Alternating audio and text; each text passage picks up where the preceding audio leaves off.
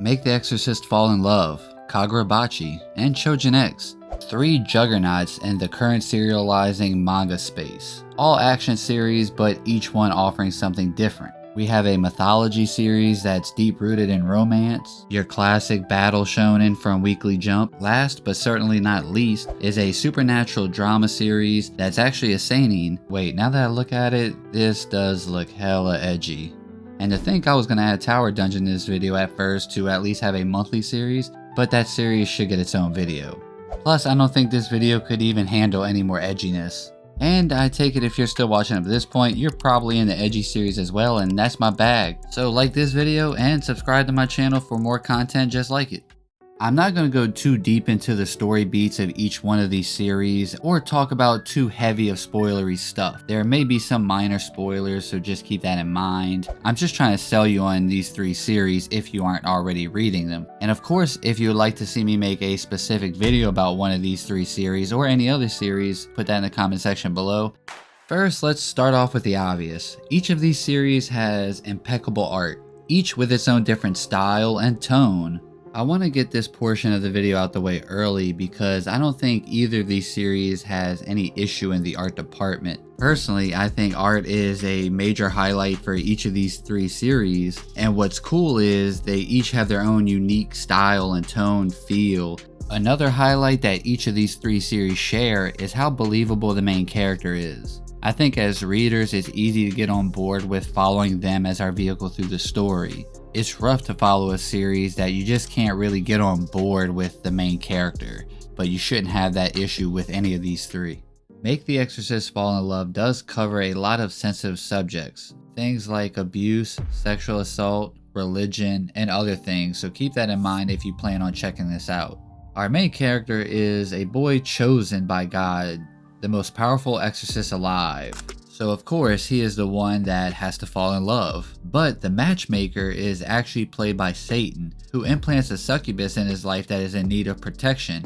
He strips her away of all her demonic energy, so even other demons think she's just a regular human, so she can fly under the radar even next to the strongest exorcist. That may seem like a huge spoiler, but we find this out in chapter 2. It's kind of the whole angle of the story. It's a Romeo and Juliet archetype as our main couple. I'm sure you see where this is going. They each start off on opposite ends and they get closer to meeting each other in the middle. But there happens to be a lot of different entities in history that stands in between them. There's also internal forces at play that stops the main character, Mr. Priest, from being able to fully tap in and commit to the task at hand to find love in his life. That poor boy had a dark childhood and he continuously gets challenged and tested and used by some corrupt members of the church, because that is a big part of it as we see the more humane side of these demon lords or the corrupt individuals that hold an important seat within the church. The best part of this series for me personally was the characterization of the demon lords. I think there's a lot there to chew on and leaves you asking yourself questions. And even though that they are demon lords, there's something that you might be able to learn or gain from them. I gotta be honest, the one that shocked me the most was Sloth. I highly recommend this series as long as you are someone that can get past the heavy tones and subject matter.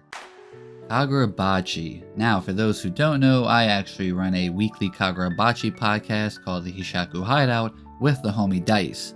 I'll put the link in the description below. Check it out. We have like 18 episodes, so I can just glaze this section all day long. Is how engaging the weekly reading experience is for Kagurabachi. Hokuzono's like best skill in my opinion is keeping it fun, and you never know which way it's gonna go. It's always exciting that to be the first story I read on Sundays. The characters themselves are written really believable in my opinion. I think the interactions and the dynamics between them are great. Of course, the fight choreography is like top tier. That's like the big highlight for me as well. Chihiro is the standout character for me. Very logical and down to earth. He's grounded. The leader of the Hishaku Yura is like my second favorite character, and Hiyuki's my third just in case you want to know. If you are a shonen battle fanatic and you're not reading Kagurabachi, I mean, what are you doing? And even though I make this series sound like just a meathead shonen story, Hokuzono has actually done a really good job creating a story that delivers like intrigue from each side of the war. Like it's that kind of like story where you just don't know which way Hokuzono is going to go with it, and it's so enriching to read every chapter, especially the span of greatness that he's on right now is like impeccable. And let's not even get started with chapters 35 through like 42 or 43, like a masterclass of how to execute an arc ending. I can tell you as someone with experience that is currently going through Shojin X, it is one of the most exciting reads I've like started in a while. Honestly, I love Ishida's work. You know, he was the creator of Tokyo Ghoul, and I feel like the story does have a similar kind of tone to Tokyo Ghoul, at least like the atmosphere of the scenes.